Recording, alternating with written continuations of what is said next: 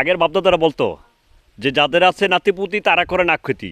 আর এখন বর্তমানে যেই নতুন নতুন উদ্যোক্তারা কচু চাষ করতে চাইতেছেন, একটা কথা মাথায় রাখবেন, যদি থাকে নাতিপুতি তারপর করবেন কচুক্ষেতি। বা কচুক্ষেতিতে এমন একটা কষ্ট যেটা কিনা আপনার তিনকানির জমিনে ধান খেতি করা মানে একটা কচুক্ষেতি করে এরকম। তবে কচুক্ষেতে প্রফিট ভালো।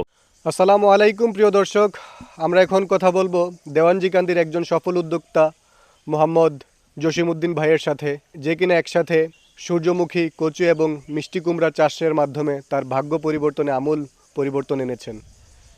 ভাই, আমরা ইতিমধ্যে দেখেছি আপনার সূর্যমুখী চাষটা আমাদের মতলব উত্তরে ব্যাপক সাড়া ফেলেছে।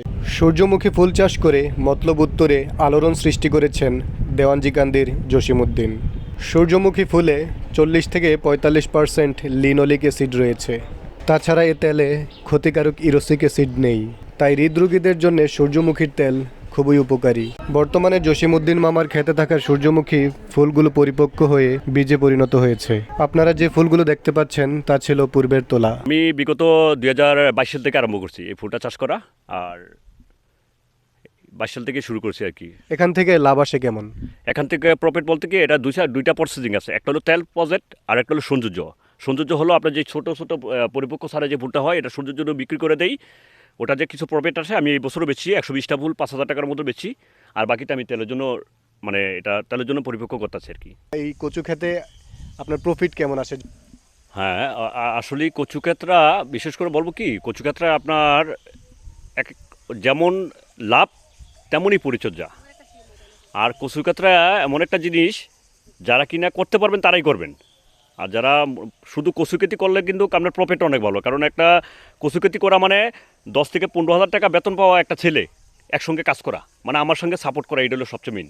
এই কচুক্ষেত্রা করলে আমার একটা না, 8 থেকে 9 মাস, মানে আমার একটা ছেলে সন্তান যদি 15,000 টাকা বেতনে কাজ করে, এরকম একটা সাপোর্ট আমার এই কচুক্ষেত্রা করে। ঠিক আছে? আর এই কচুক্ষেত্রা লাভজনকই। এখান থেকে মাসে কত টাকা আসে আপনার? আপনার অ্যাভারেজ প্রতি মাসে আমার কমার্শিয়াল 15,000 টাকা আসবে। কচুক্ষেতি অনেক লাভজনক ফসল। হ্যাঁ, এটা শুধু একটা পরিশ্রম কি, আপনার গাছ কচুক্ষেতি থেকে বিদায় করে নিতে হবে। এটা হলো যারা নতুন উদ্যোগটা করতে চান। আর এটা করার জমির জন্য এত হাইপাই ধরনের জমি নাই, যে জমিতে পানি আসা যাওয়া করে। দর্শক, চলে এসেছে এবার জসিমউদ্দিন মামার কুমড়ো খেতে, যে অত্যন্ত স্নিগ্ধ ও কীটনাশক মুক্ত পরিবেশের মধ্য দিয়ে বড় হচ্ছে।